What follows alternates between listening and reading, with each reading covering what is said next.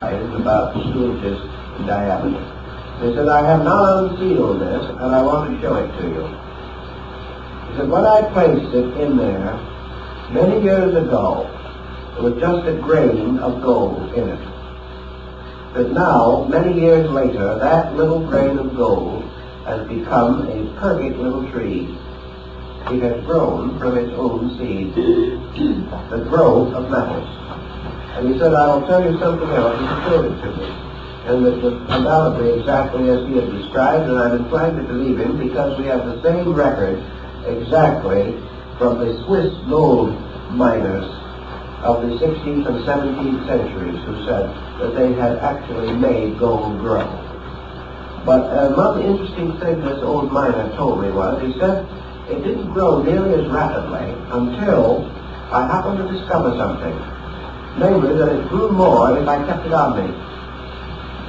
And therefore, for many months, I carried it inside my clothing, this little box. Because whenever it was close to me, it grew. And of course, the answer was body heat. As long as it was close to his body, it grew. And reports of these experiments have been carried on for hundreds of years. And the concept of gold growing in the rocks, gold growing in the human body, bodies growing.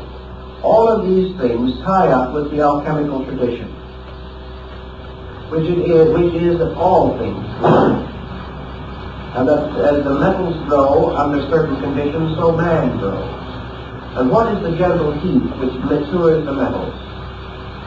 And the Buddhist might answer, the fire of aspiration by which all things grow.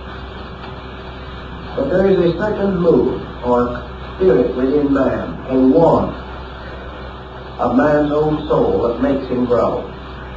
And in the presence of this warmth within himself, and this warmth is the warmth of the mother hen sitting on the egg, which even in itself is a rather interesting thing, because it is the warmth of love. It is the warmth of service, of protection. All these things work together. And in alchemy, the universe is one mass of these interrelated laws.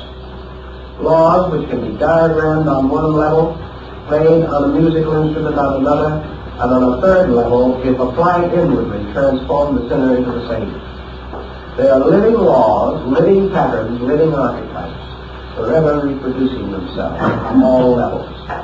The alchemist says if you can discover these on one level, you can then apply this key to all other levels, and have them, indeed, the key to the mystery of the universe. So this is a little something of the background. And from that we must go on with the psychology of this, or the science of it, and I'll try to show you as we go along the symbols, the artistry, the books, the manuscripts by which this symbolism, this concept is unfolded. And it is the great hermetic allegory, or the great law of analogy, as above, so below, as with the lesser, so with the greater. All things differing in multitude and magnitude, but all identical in the great pattern of vital principles that sustain them. To know these principles, then, is to be the magician, to be the master of all things by knowing the laws and obeying the laws. And art is man's learning to obey, his constructive and wonderful ability to take these principles and amplify them so that they work more rapidly and perfect themselves more perfectly. Man working with law, therefore, is the master alchemist. And if he works with the law works for him.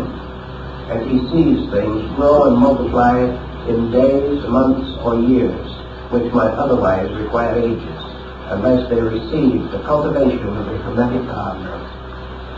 This is the concept on which we must later build the more detailed account of the alchemical procedures.